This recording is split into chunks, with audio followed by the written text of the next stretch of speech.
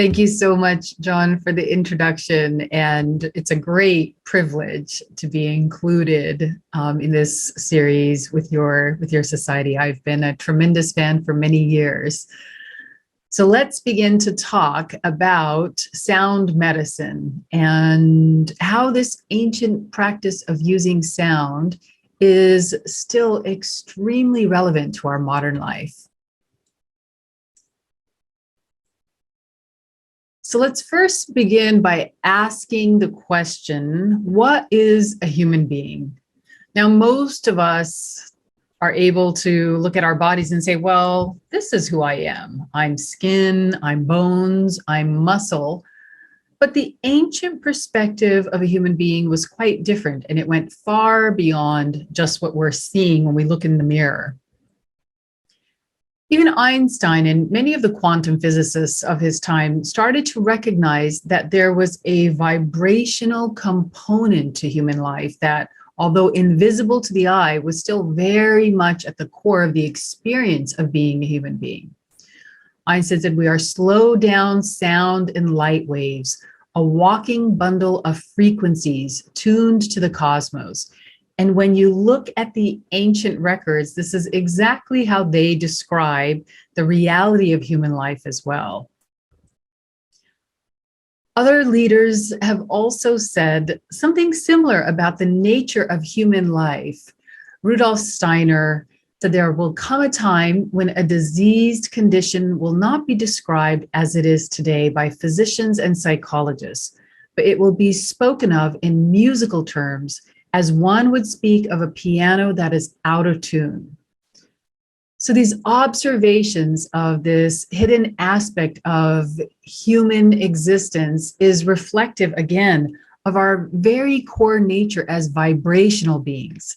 And when we come to understand that core nature of our vibrational nature, then it becomes much more apparent how the use of vibrational technologies like sound and light can be used to help to treat both medical conditions that are physically manifested as well as mentally manifested. This slide here is a depiction of the 5 sheets.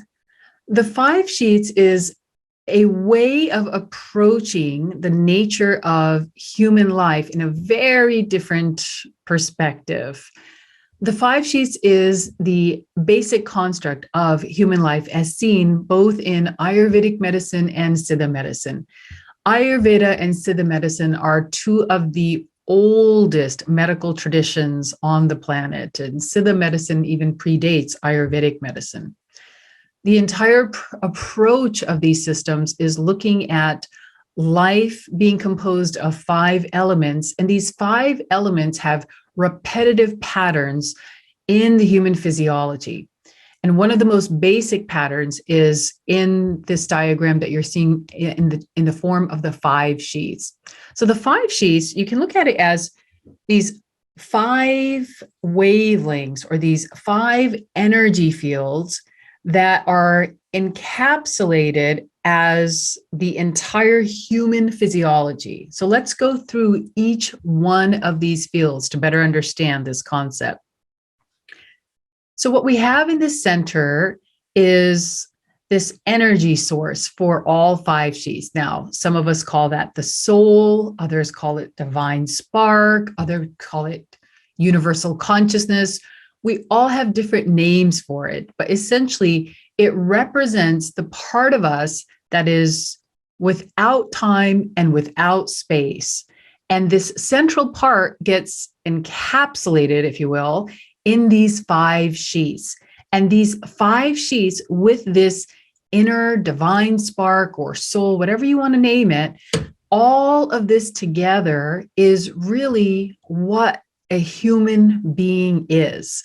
Let's go through each one of these layers so we understand this concept deeper. So the outermost layer is the physical body or the physical sheath. And this is the layer that most of us identify with. And when you go to see a traditional physician, a traditional allopathic physician, you will be diagnosed predominantly based on what we're measuring in this outer sheath. But from that perspective, both our diagnosis as well as our therapies are only addressing 1/5 of your reality as a human being. The next sheath inward is the prana sheath, or the energy body. This sheath is associated with the element of water. So the outermost sheath that we talked about, the physical body, is associated with the element of earth. And then the next sheath going in is the pranic sheath, or energy body, and that is associated with the element of water. And then further in is the mental sheath, or the mental body. This is associated with the element of fire. Now, in modern medicine, more and more physicians are starting to acknowledge this connection between the mind and the body. And so oftentimes when you go into an integrative physician, you are starting to get recommendations that are at least acknowledging this connection of the mental body and the pranic body, or the energy body, as well as the physical body. Now, the energy body is a field of energy that connects these two other sheets, and blocks within this energy body can create both psychological as well as physical symptoms.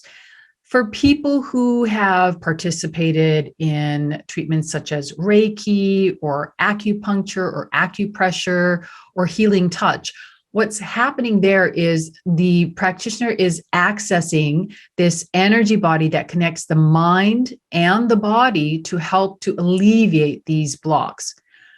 Majority of human beings live with an understanding or an experience of the mental body, the pranic body or the energy body, and the physical body.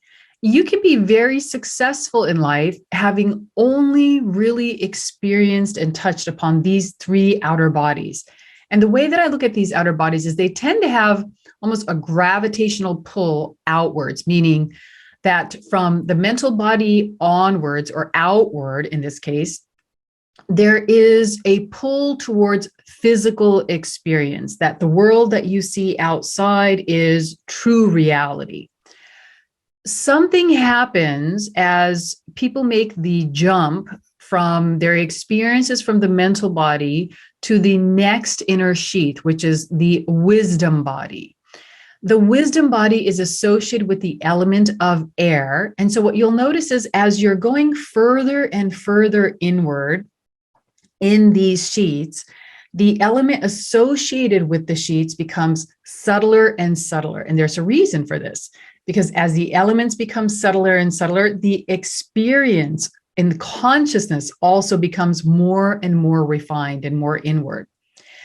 This is probably one of the biggest jumps that anyone can make in human existence, this jump from the mental body to the wisdom body. And I'll explain a little bit more in the next slide of what that means in terms of experience. This jump from the mental body to the wisdom body is like taking a U-turn from your attention essentially being to the outer world to beginning the journey to this inward reality. And that inward reality, of course, ultimately leads to a connection to the part of you that is without time and without space. And as we start to approach this reality, that is when we start to realize that what is within is so much larger than what is outside, but also that what is outside is simply a reflection of that source of energy within us. So as people begin to touch upon this wisdom body, this is where knowledge starts to become spontaneous. And it's when knowledge becomes spontaneous that we term it as wisdom. This sheath, each of the sheaths offer a certain degree of understanding of the natural world. And the wisdom body, the wisdom sheath, begins to offer understanding of electromagnetic fields and other subtler fields, but the understanding of them becomes spontaneous. So it's not something that you're reading, but you start to be able to see how energy is moving within your own body, as well as other people's bodies, as well as in nature. The innermost sheath is called the bliss body, or the bliss sheath. And the reason that it's called the bliss body is when you start to touch upon this sheath, there's an experience of bliss. The reason is that this innermost sheath is the thinnest covering to that innermost soul energy or divine energy. And because it's the innermost covering, it has many of the qualities. And so there's an experience of joy and peace because those are the qualities of the soul. And so as you begin to delve into this particular sheath, you'll naturally have the experience of the characteristics of the soul, which is peacefulness and joyfulness. One thing I always marveled at is that each of these sheaths, no matter how further you get into them, they all have the word Maya associated with them. Even the innermost sheath, it's called Anandamaya Kosha. And so it's literally translated. So Ananda means bliss, Maya means illusion, and Kosha means sheath. So even as we are experiencing this innermost sheath, which holds the knowledge of the laws of natures around time and space, even that is still ultimately part of Maya or the illusion. So it's an acknowledgement that every sheath, no matter how close it gets to this innermost soul energy, is ultimately still illusionary. And the change really is in the consciousness of understanding that it's an illusion and the acceptance of the illusion, and then playing your part in the illusion. Now, this innermost sheath, the bliss body, this is the sheath that when the great masters, such as the Siddhas from South India, when they began to permeate this sheath, their understanding of the most fundamental laws of nature, such as the laws of space and time, they were able to permeate even those realities. And as they were able to permeate those realities, what developed in them were siddhis, which are known as supernatural powers. But those powers only seem supernatural when you are outside of this sheath. Outside of this sheath, when we are kind of tied to the laws of nature, anyone who is able to go in and manipulate or change in any shape or form these deepest laws of nature, such as time and space, that seems supernatural. But you can see that if you are in contact with this innermost sheath, which is still part of us, it's still part of being a human being, it's not really supernatural at all. It's just simply the reflection of the laws of nature that become lively when you enter into this state. So I want to go a little bit deeper into these 5 sheaths and the relationship to the 5 elements and the relationship to the chakra system. The chakra system is an ancient way of looking at the intersection between these sheaths and the human mind, as well as the organ systems of the body. I've always marveled as a neurologist that many of these chakras, they correspond to major nerve bundles in the body. Of course, it's not accidental. And so in the ancient medical traditions, they acknowledge the energetic intersection points of the human body with these subtler energy levels of the sheaths. So we're going to go over the 5 lower chakras, and I'm not going to go into details in terms of what each chakra represents. I just want to point out here the relationship to the sheaths and point out a few special connections. So at the bottom, we have the root chakra, and that's associated with the physical body and the element of earth. And it's so important, especially for those who are on a spiritual journey, that you do not ignore the importance of the lower chakras. There's sometimes a bias that the lower chakras are bad and the upper chakras are good. And, you know, that's a misunderstanding. All of the chakras are equally important, and it's a sequential unfolding. And as you start to unfold some of the higher chakras, it's very important that your lower chakras are well rooted so that the energy travels smoothly and you're able to integrate the experiences held with some of the higher chakras with also your physical experience here on earth. So our root chakra is one of the most important chakras for making this spiritual transition very smooth and allowing us to still function on the planet as we move upward. The next is a sacral chakra, which is associated with the energy body and the element of water. And it's because of this association with the pranic sheath that through the sacral chakra, which is associated with our reproductive system, that we're able to give life through the birthing of human beings. The solar plexus is associated with the mental body and the element of fire. Now, this connection here, I think it took me several years to really digest the knowledge of this connection. And the reason is, as a neurologist, I never was trained about the importance of the connection between the gut and the brain. It was something that I learned through Ayurveda and then researched more deeply. But this connection here is so significant because what it shows is that the solar plexus, which is the chakra associated with all of our organs of digestion, has its corresponding sheath as the mental sheath. And both the element of fire is held in the solar plexus as well as in the mental body. So this, for me, as a neurologist, showed me that it's not just a mind-gut connection, it's a mind-gut unit. And that these two function together. In other words, the state of your digestive system will directly impact your mind, and the state of your mind will directly impact your solar plexus. And there's a beautiful description of this relationship in terms of spiritual evolution, of how the gut actually becomes stronger as the mind becomes stronger, that both together start to create more and more the substance of ojas. Ojas is the most refined substance of digestion, and it directly powers our spiritual awakening. So both from a neurological standpoint, looking at how gut health and the microbiome in the gut influences neurological conditions, but also looking at it from a spiritual standpoint, that as the mind becomes very refined and as the gut becomes very refined, it actually produces the very substance needed for our spiritual progression. So in the previous slide, I said that the biggest jump that you can make in human life is this jump from the mental body to the wisdom body. Now let's look at what the chakra is associated with that. And let's just look at how beautifully this is situated.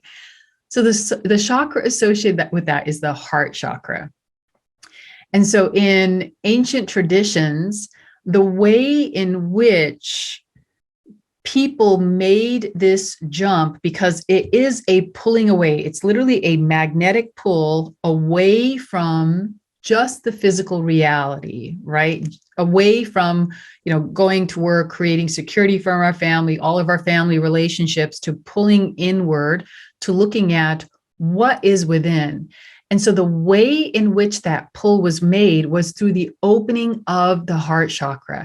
And traditionally, that was done in India and many other ancient traditions through the guru-disciple relationship. And what happened was, through the cultivation of devotion for the guru, this heart chakra would open up. And as the heart chakra opened up, then wisdom would follow.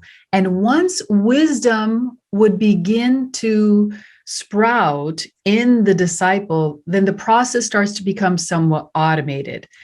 Now, in modern life, most of us do not have access, to a spiritual teacher to allow for this process to occur, but it does not mean that we cannot initiate this process, because it's in the opening of your sense of devotion to anything in life, whether it's that connection of devotion and unconditional love and regard through nature, or perhaps it's the devotion to your children or devotion to a spouse.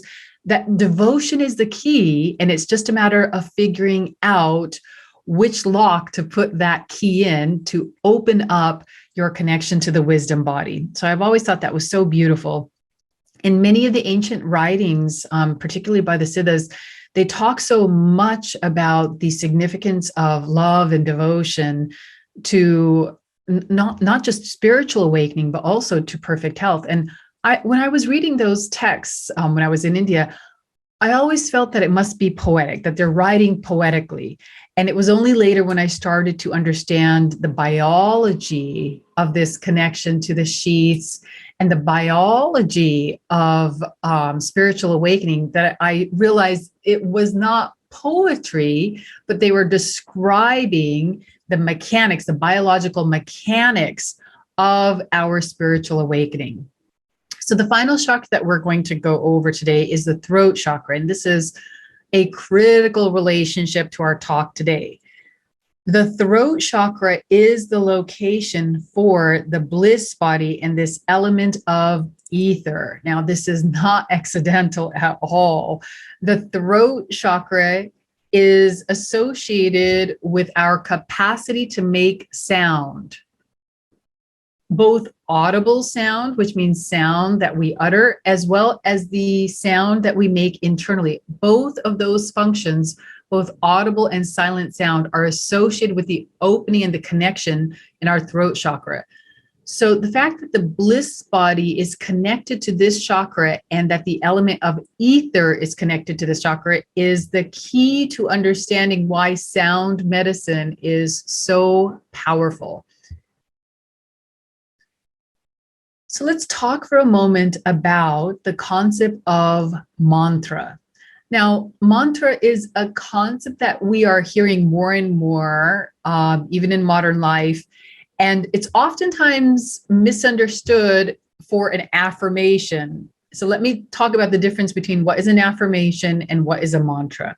So an affirmation is oftentimes a phrase that we will repeat to help to change some program in the mind. Now, affirmations can be very, very powerful in terms of changing some held belief, some limited belief in the mind. But an affirmation does not help you to transcend the mind. It can help you to succeed within the mental body, but it does not help you to transcend the mental body. A mantra, on the other hand, is a tool for transcending the mind. So man means mind and tra means through. So mantra means through the mind. When I was doing my research on mantras for my book, I would get different translations of mantra, and it drove me nuts. And Sanskrit, of course, can be translated in so many different ways. Some people would say it's through the mind. Others would say it was through the heart. And it was finally when I understood this connection in our previous slide, that to get through the mind, you have to pass through the heart, through the wisdom body, ultimately to be able to get to the bliss body. When I understood why mantra had that dual meaning of to transcend the mind or to go through the mind, you also have to go through the heart. Then I understood the deeper Sanskrit interpretation and why it had this dual meaning. So what are mantras then? If mantras are different from affirmations, what is so special about the sound of a mantra? Well, mantras are actually unheard primordial vibrations that underlay the physical world. What this means is that mantra is not something that are created by human beings like an affirmation. Affirmation is a phrase that can be created by a human being, but mantras are actually vibratory codes that exist in nature and are responsible for the creation of the physical world. And when these enlightened saints, the Vedic masters, the Siddha masters, these enlightened saints around the world, when these enlightened masters in deep meditation, in sitting in that bliss body, in that Anandamaya kosha, when they were there, they were able to perceive these mantras. And from their perception, they were then able to utter them and give them a voice that we can perceive. And they were passed on to people after they were first perceived as part of a vibratory code in nature. So that is what distinguishes mantras. Mantras in and of themselves don't even have to have any meaning. They are simply vibratory codes, and they represent a particular law of nature that has a physical manifestation that we then perceive. So let's go back to this graphic now. So understanding that ether is the element associated with the bliss body, and understanding that this is associated with the throat chakra, mantra then actually comes, or you can say mantra is first perceived here in this sheath, in the bliss body, and is then expressed in the throat chakra and connects us to this element of ether. So this element of ether is like the bridge for these vibratory codes from going from being silent to being actually audible in the physical world. And that's the importance of our throat chakra and this connection to ether. So let's talk a little bit more about this concept of ether, because it was a concept that took me several years to fully understand. Now, I had grown up with an understanding of the concept of Akash, and Akash is ether as it was known in ancient India. And I had this conceptual understanding of Akash, but it wasn't until I started doing the research in sound medicine that this came to life. So the primordial sounds of nature are recorded, as I said, as vibratory codes in ether or Akash, and they were interpreted as mantras. Now, Akash actually holds the vibratory codes for all of existence. It's considered a record, and that's why they're referred to as the Akashic records. It's considered a record for life, not just life on Earth, but life in the entire universe. So within that space is also these vibratory codes, which we know as mantras.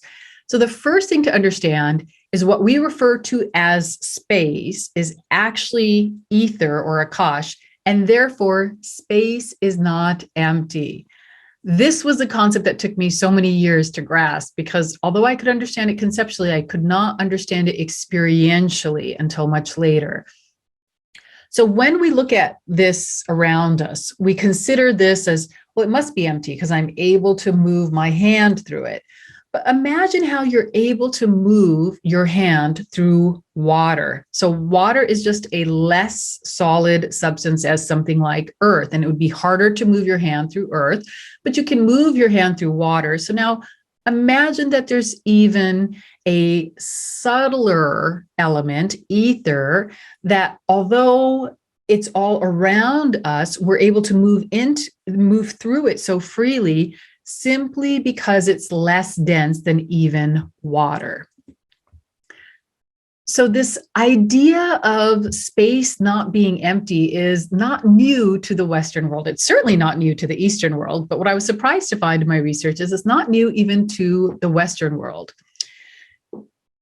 This concept of ether was known as the quinta essentia by Greek philosophers such as Aristotle and Pythagoras. Ether was considered to be the basis from which all matter was created. Again, I'm always surprised as I look into our origins of modern science, how much of an overlay there was initially with the ancient Ayurvedic and the ancient Siddha approaches to life.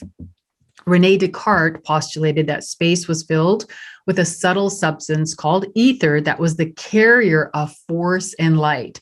So again, what this means is that ether is a substance that is existing all around us. And because it's a substance all around us, it's able to carry certain frequencies. Frequencies can only move through a substance. They cannot move through a vacuum.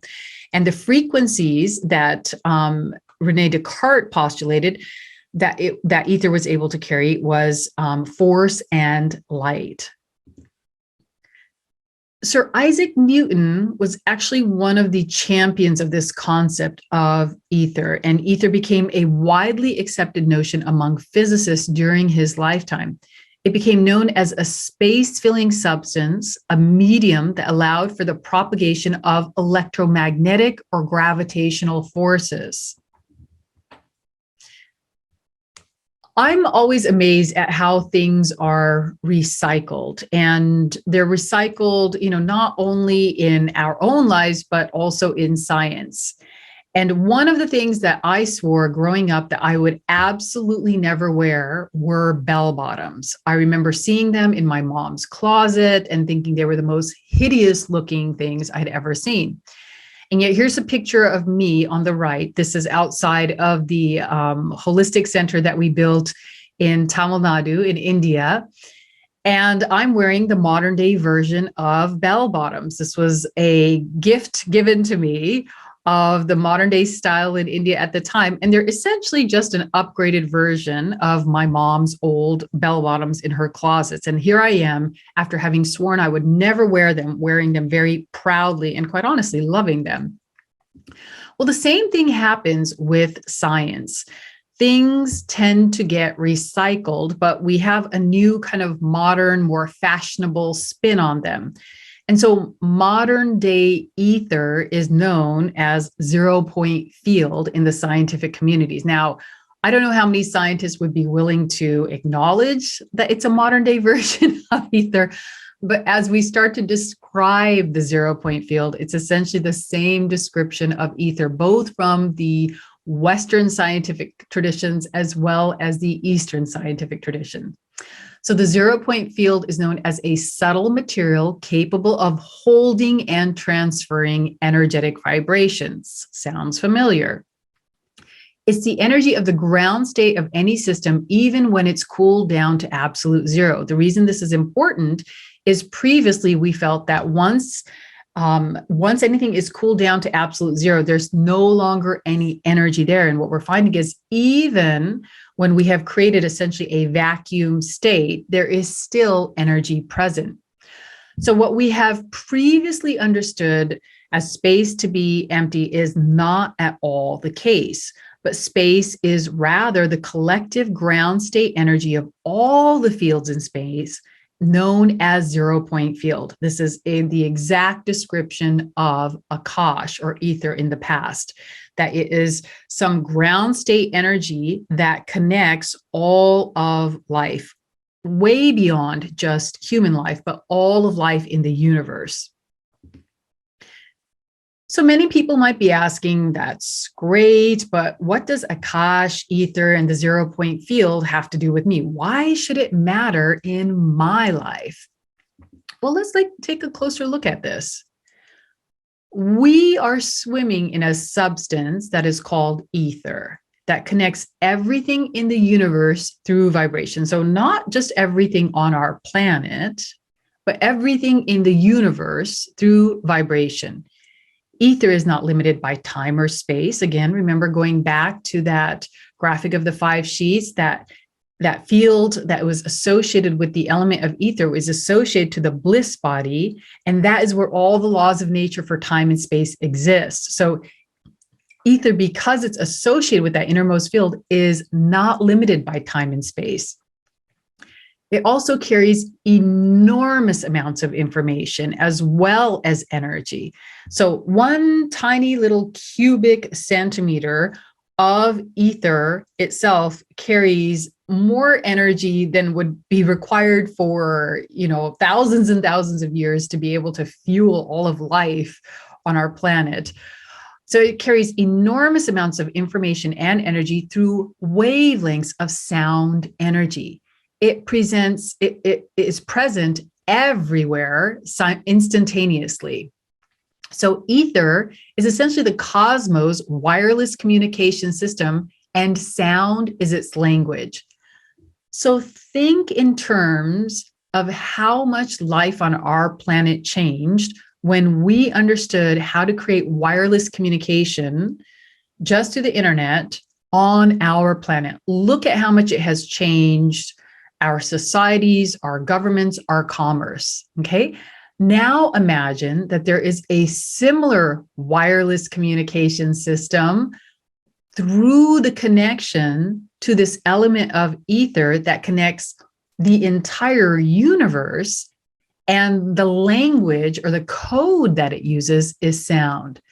When you start to understand the power of ether, it becomes more evident why the saints and these enlightened masters from the past were able to do things that seem miraculous to today's standard. It's simply because they understood the technology associated with the 0-point field. So if we understood how to access and use this 0-point field or ether or Akash, whatever you want to call it, if we understood how to use it deliberately, we could create technologies using sound that would also seem miraculous by today's scientific standard. And this was the scientific understanding of the ancient enlightened masters, who gave mantras as a technique for physical and mental healing as well as human evolution. In fact, they used mantras in those times to combat natural disasters. They used mantras for conflict between countries. Sound was used as a technology for everyday life when this understanding of how to use the 0-point field or ether as a scientific model for human life. Sound was as commonly used as we use electricity, for example. And imagine if you would have gone to a society, 100 or 200 years before electricity was created and said, oh, I can capture the power of the sun and put it into, a small bulb. People would think you were absolutely insane, but it was simply because the science wasn't known. So it's the same when it comes to sound vibrations and the understanding of how ether can be used as a technology for propagating sound for a particular effect. Physicist Max Planck, upon accepting the Nobel Prize for Physics in 1918, said, "We have now discovered that there is no such thing as matter. It is all just different rates of vibration designed by an unseen intelligence." And as you go deeper into quantum physics, there is the natural next step of understanding that there's a field of quantum biology where the technologies would all be based on vibration. And what most people don't realize is that this idea of using vibration in medicine or vibration as a healing modality, it is already in place today. We do use sound as medicine in modern medicine, but we oftentimes don't recognize it because we haven't fully developed the science behind sound. But for any of you who have ever gotten an ultrasound is simply high frequency sound waves that are used both for diagnosis and therapeutic purposes. These are inaudible sound waves, but they are sound waves. So it is a form of sound medicine. We also use technologies known as lithotripsy, and this is also a form of sound medicine. They're extracorporeal sound waves. That means sound waves applied from outside of the body. And these are used to break up stones such as kidney, bladder, or gallbladder stones within the body. Again, this is another example of inaudible sound. There's also a new emerging use of sound waves in the form of magnetic resonance guided focused ultrasound. So these are ultrasonic sound waves, again, another form of inaudible sound waves. And these are used to break up uterine fibroids in women without surgery. So again, here, an individual is placed in an MRI scan, and they're given a picture of where the tumor is, and then sound waves are being applied to break up that tumor. They're just simply inaudible sound waves. This is one of my favorite uses of sound waves, because this is what I plan to do in the future. This is a cosmetic use of sound waves in modern medicine. It's called Yule therapy. This is actually an FDA approved cosmetic procedure. It's a microfocus ultrasound wave that generates a thermal effect underneath the skin. So these sound waves actually increase the temperature underneath the skin, and it increases collagen production and tightens sagging skin. Now, why shouldn't sound also be used to help us to remain youthful? But what amazes me here is just how many different ways we're using sound, whether it's, treating tumors, or helping with diagnosis, or breaking up stones, or even tightening the skin, that these are all ways in which we're using sound in modern medicine. These are all the inaudible ways. But we're also seeing emerging uses of sound medicine in an audible form. And one of the most well-studied areas is through Transcendental Meditation, which is a form of mantra meditation. Now, remember when I talked about the throat chakra, that those are sounds that are audible or inaudible. So ether will propagate both audible sounds as well as inaudible sounds. So when you do a silent mantra meditation, that is still the use of sound. So TM has been very, very widely studied, which is one of the reasons why so many physicians will turn to it as a form of modern audible sound medicine. So it's well known for its reduction of high blood pressure as well as reduction of high cholesterol. And because of these results, it's actually been recommended by both the American Heart Association as well as the American College of Cardiology as adjunct therapy for heart disease. But it's also been shown to help decrease insomnia, decrease depression, improve asthma, decrease cigarette and alcohol use, and decrease outpatient visits and hospitalizations. All of these effects are simply through the use of sound as an audible source of sound therapy.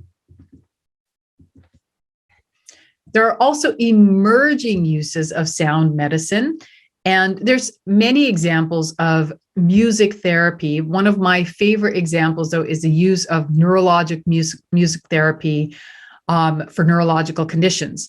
There's one study that was done for traumatic brain injury where the participants used therapeutic singing and melodic intonation for the treatment of traumatic brain injury.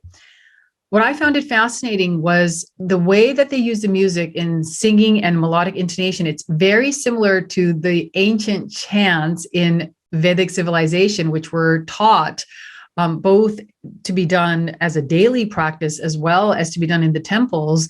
And so our current forms of sound therapy that we have found to be very effective in changing the way in which the brain functions is reminiscent of these ancient traditions and the way that they use this music in a particular way to help reprogram the brain.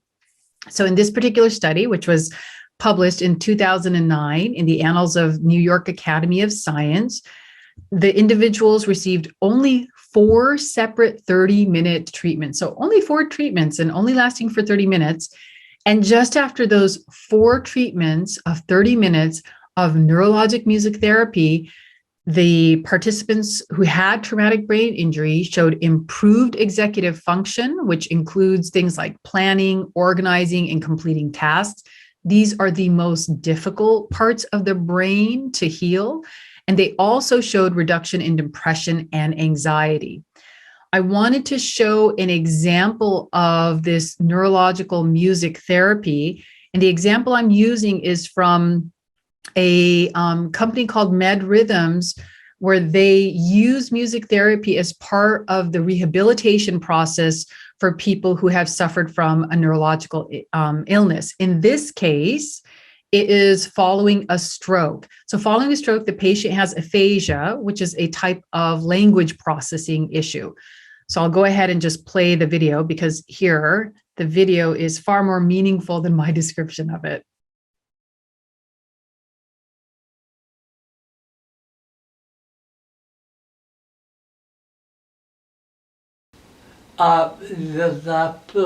Try it again.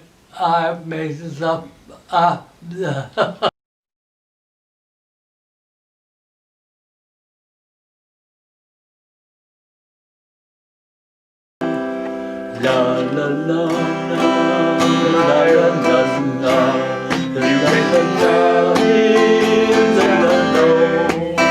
I'm Peter. I'm Peter. I'm Peter. How are you? How are you?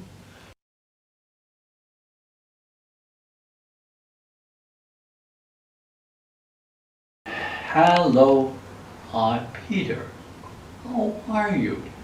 I am good. Thank you. How are you? You are my sunshine, my only sunshine.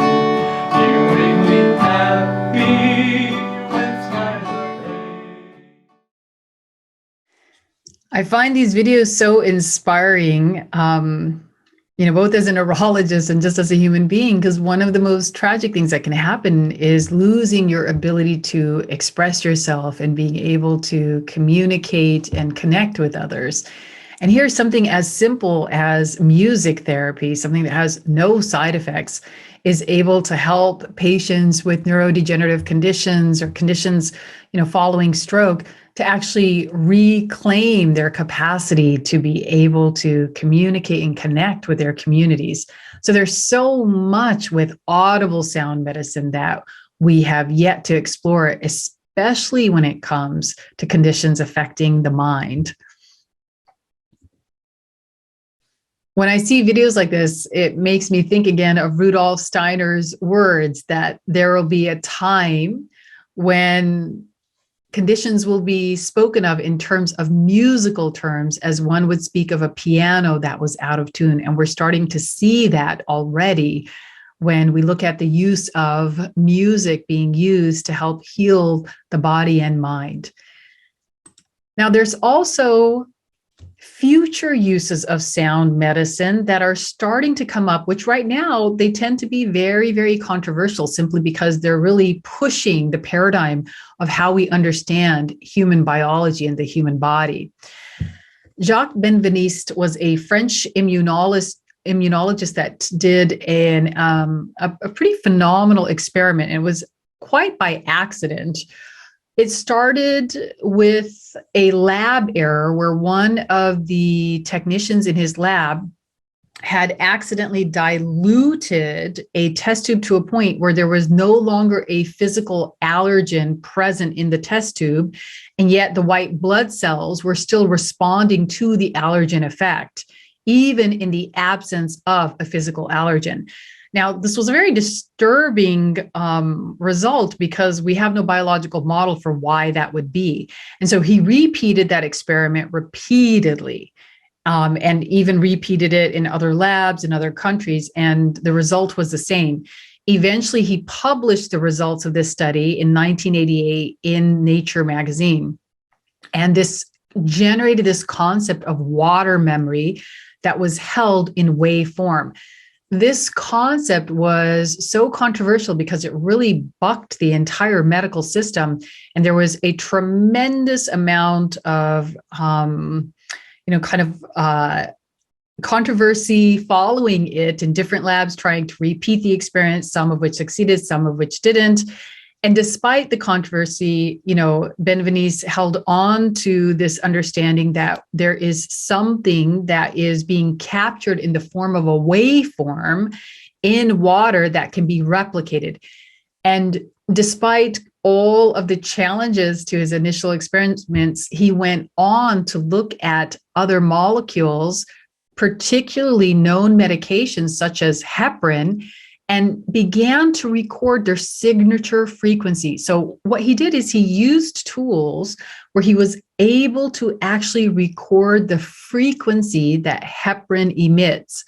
Now, when he had that frequency, he then exposed that frequency to water and then added a blood sample to the water that was exposed to the frequency of heparin. And what he found was that just having the water exposed to the frequency of heparin was the same as having given somebody heparin. So the sound of heparin acted the same as the molecule of heparin.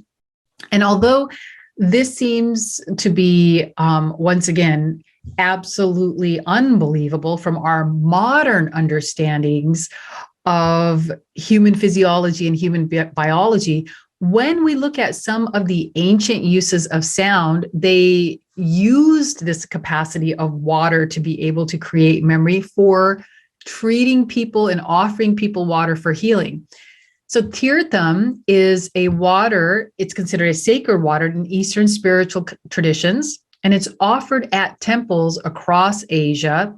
And it is the water that is held in typically a copper vessel or another metal vessel in the temples as they are reciting the mantras. And then at the end, the people who have come to the temple are given tirtham.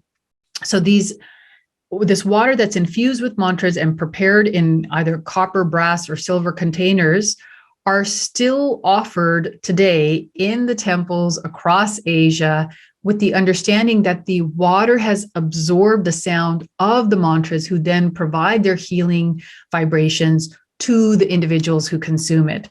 So although Benveniste's experiment seemed, shocking by modern scientific standards, it's actually a very ancient concept, and it was a concept that was regularly used to help people heal in the temple tradition. And it was a concept that was deeply infused both in the Ayurvedic tradition as well as the Siddha tradition of how to use sound and water for healing. So what will it take? We're starting to get these little hints of an emerging, science and emerging technology, but what will it actually take to bring sound medicine to the forefront? Well, new technologies are always led by new science. And so think about how important Benjamin Franklin's discovery of electricity was for the creation of Thomas Edison's light bulb. So the science has to be present first for the technology to follow. And we are starting to see that there is a new science emerging, and it's been emerging for quite a while, and it's just gaining momentum the last few decades. Willem Einthoven was a Nobel Prize-winning doctor and physiologist, and in 1901, he discovered that there are measurable electromagnetic fields created by the human body. As a result of this discovery, he invented the prototype for the EKG machine to measure the heart's electromagnetic fields. I'm sure many of you are familiar with the EKG machine, but even as a physician, when I was in my training, it never really hit me that when we are applying those electrodes to the heart, we are measuring the electromagnetic fields being generated by the heart. So we're measuring a field effect of the heart. And then later, Hans Berger, who was a German psychiatrist, created the EEG machine in 1924 to measure the brain's electromagnetic field. So now we have two discoveries and two technologies to measure the electromagnetic fields generated by both the heart and the brain. So this raises the question of, are there other fields in the body that we haven't discovered? What has happened more recently in the past few decades is the emergence of a new science called Biofield Science, and it's slowly gaining greater and greater acceptance. Biofield is the shortened term for biological field, which was officially coined in 1992 when the Office of Alternative Medicine at the U.S. National Institute for Health, or the NIH, convened an ad hoc committee of complementary and alternative practitioners and researchers to discuss their work. So what happened during this committee was that there were so many studies that were published on things like acupuncture, acupressure, Reiki healing, energy medicine, and they were valid scientifically, but we did not have a model for why they worked. And so this committee was created so that the NIH could begin to understand, why did these studies prove positive results? Because we didn't have a model to explain this reality that they were suggesting.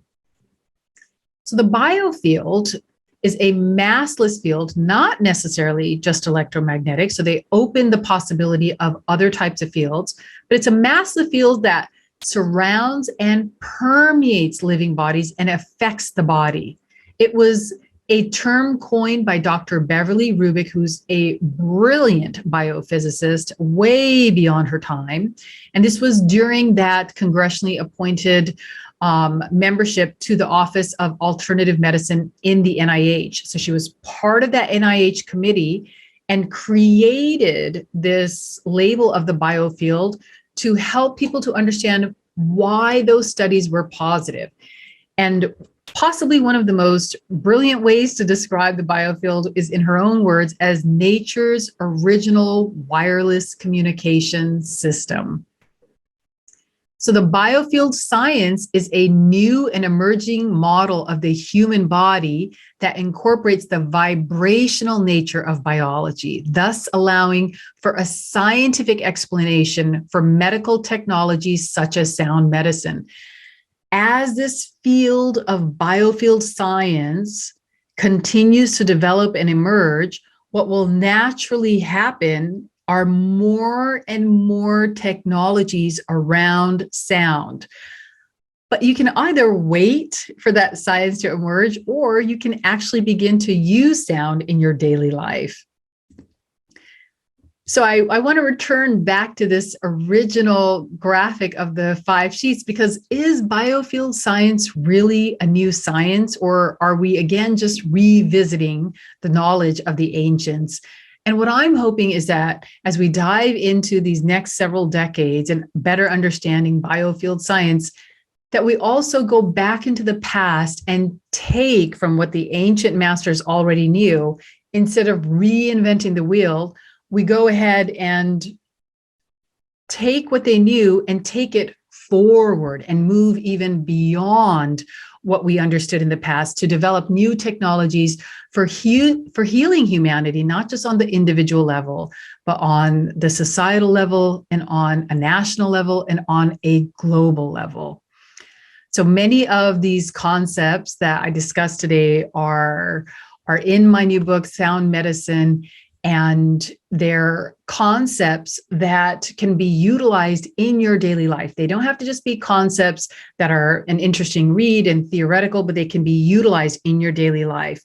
And one of the mantras that I give in the book is a mantra that is for healing all of the chakras, the 5 lower chakras, and for allowing for these energies to normalize and balance. This is a very simple and direct way of how you can use sound medicine in your daily life. So I want to take just a few moments at the end of today's presentation to teach you this chakra mantra, which is a very, very ancient mantra. And what I typically recommend is when people start this, first to begin with just 5 minutes a day, and then slowly work up to 10 minutes and then 15 minutes, and eventually only 20 minutes. You only need 20 minutes of this, because even for those who have been using mantra meditation or other forms of meditation, because this mantra goes directly in as resonant frequencies for each one of the chakras, it is a very powerful mantra, even for those who have meditated for most of their life, such as myself. I was very surprised at the power of this mantra. So each one of these sounds are bija mantras. Bija mantras are mantras without meanings that just represent the frequency of that particular chakra. So Nam Lam is the mantra for the root chakra. Mam Vam is the mantra for the sacral chakra. Sim Ram is the mantra for the solar plexus. Vam Yam, the mantra for the heart chakra. Yam Hum is the mantra for the throat chakra. And then Shiva Om is the mantra for the third eye. So the way in which you can do this is you can start by first doing it out loud, and then eventually, as you become more and more familiar with it, you can make it silent. Once you become familiar with the mantra, you can focus on the individual chakras, but in the beginning, just simply become familiar with the sounds. So we'll do this just for a few rounds together so that you will have the experience of the sounds. So just sit comfortably in your seat. And you can keep your eyes open if you would like to look at the mantra, or you can close your eyes. And take a deep breath in and begin. Hari Om. Nam Lam. Mam Vam. Sim Ram. Vam Yam. Yam Ham. Shiva Om. Swaha. Hari Om. Nam Lam. Mam Vam. Sim Ram. Vam Yam. Yam Ham. Shiva Om. Swaha. Hari Om. Nam Lam. Mam Vam. Sim Ram. Vam Yam. Yam Ham. Shiva Om. Swaha.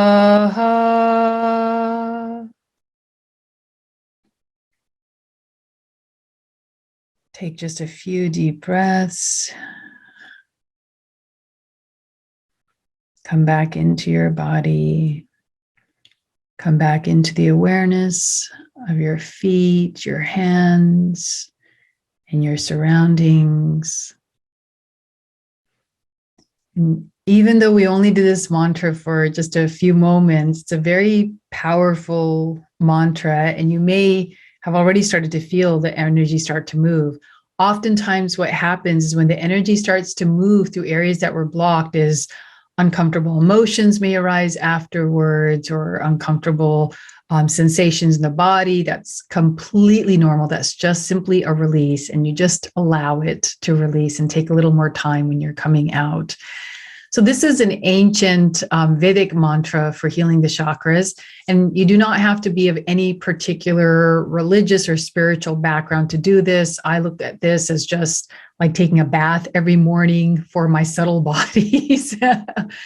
But for those who do want to follow a sound practice that is native to your own spiritual tradition, every spiritual tradition has a sound practice, and it's just a matter of going in to find it. So I encourage you that if you don't want to use this one, to look within your own tradition and find a sound practice and to use it on a daily basis, because in the coming decades, science is going to prove what the ancients already knew, which is sound heals. It heals us on an individual level. It also heals us on a global level. So thank you so much for giving me this opportunity today to share both this ancient and modern emerging science in the field of sound medicine.